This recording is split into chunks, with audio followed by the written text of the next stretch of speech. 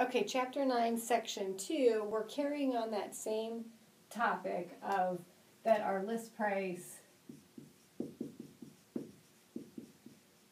multiplied by those complements of the discount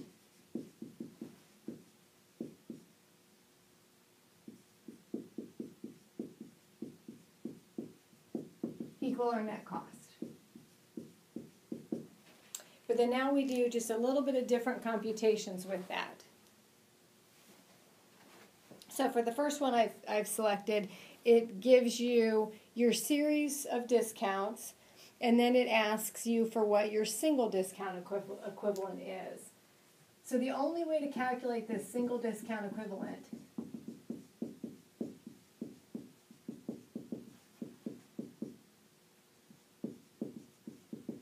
is to first calculate out that net cost. So if we take our complements of our discounts, so say for instance if we have a series of discounts that are 10, 10, and 20. So that's our series of discounts.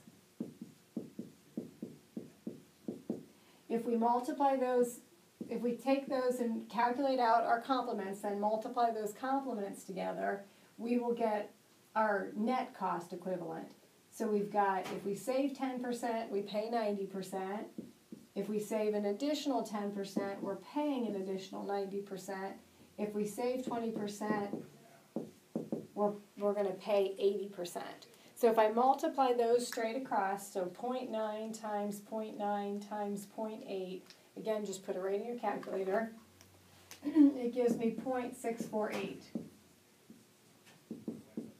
And then that is what the book calls our net cost equivalent. So then if you want to turn that into a percentage, you could do that. So what that's basically saying is that we are paying 64.8% of that price.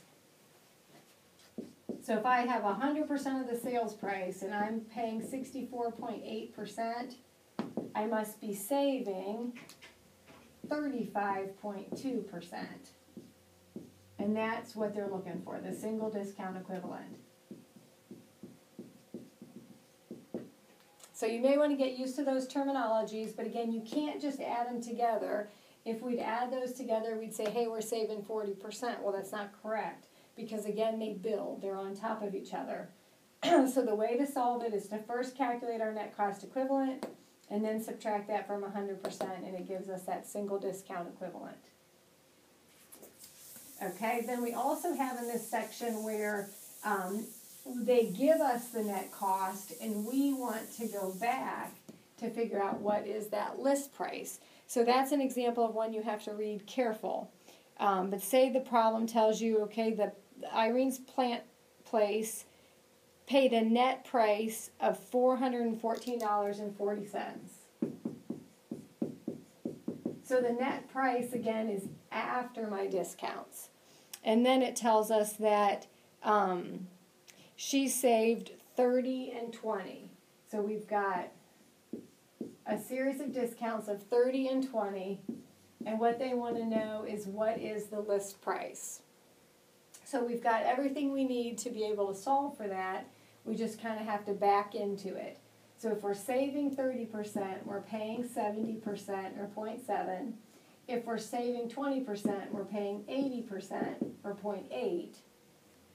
So then here I can multiply what I can. So if I take 0.7 times 0.8, that gives me 0.56 times my list price. So that's what the book calls that net cost equivalent. My net cost equivalent times my list price gives me my net cost. So then to solve for that, I divide both sides by that 0.56. So $414.40 divided by 0.56 gives us a list price of $740. And then use some common sense as you read that. Your list price is always higher. It's before you deduct the discounts, and your net cost is going to be lower. Okay.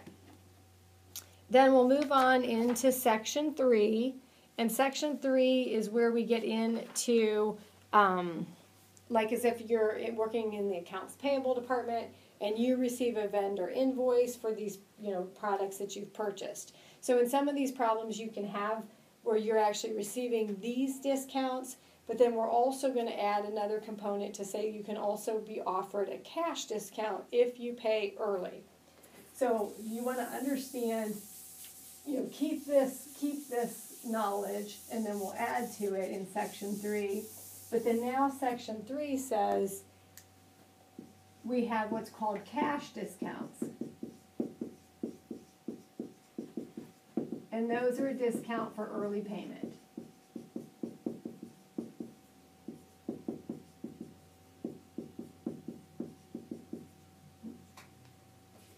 And then you can look through the textbook, though. They give you an example of an invoice if you're not comfortable, if you haven't seen any invoices. But when you come to there, it'll be called their terms. And their terms are, let's say, for instance, 2/10, comma, net 30. So that's how they would list it. So how you would want to read that is, I would save 2% if paid in 10 days. And then this is saying net due in 30 days. So you have to kind of understand those invoice terms, and then don't get those confused with the series discount. So we could have the series discount, then we could come in and say these are the terms, and you want to be able to read those straight across. So I have an example. We have the Village Nutrition offers retailers a trade discount of 10, 20, and 10. So then that is our discounts like we just did in the last section. With terms of 3% in 10 days, net due in 30. Their list price is $3,215.80. So what would be their net cost if all of those discounts are earned? So we come to our formula where we're going to do our list price and initially multiply it by the series discounts. So I said the list price was $3,215.80. And then we had trade discounts or series discount of 10, 20, and 10. So if I save 10%, I pay 90%. If I save 20%, I pay 80%. And if I save 10%, I pay 90%. So then that's again the same as section 1 and section 2. Then now we read it to say their terms are 3% in 10 days, net due in 30.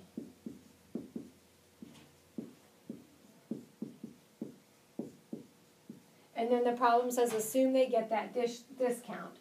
So then this is an additional discount. So we would save a 3% by paying early, is what they call the cash discount. So if I'm saving 3%, I'm paying 97%. And then I can just multiply these straight across.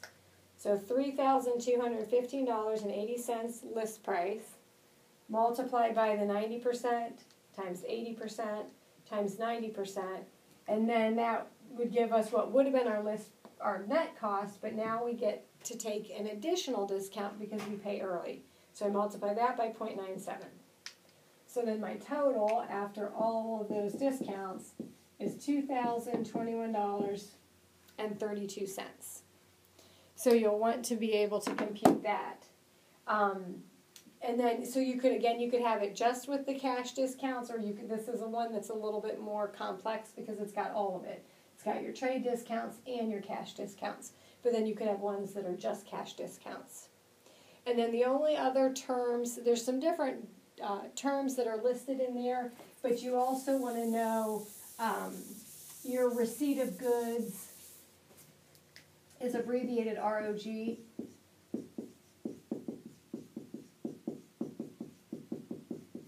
So if you see that ROG in a problem, you want to focus on not the invoice date, because to go back to those terms, if you had saving 3% if you pay in 10 days, you have to pay 10 days from the invoice date.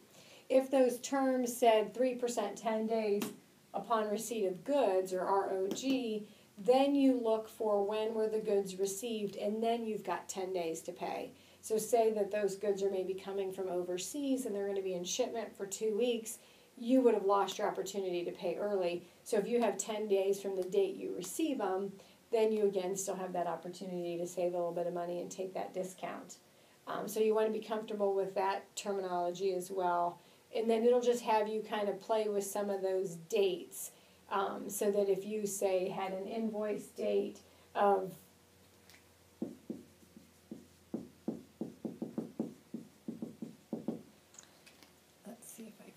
example of that. So say you have an invoice date that is February 25th, and then it has terms of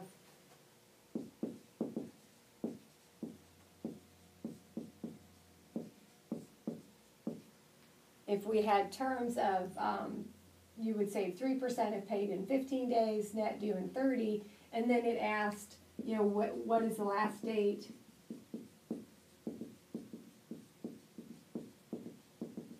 for the discount. So then you would go 15 days from February 25th.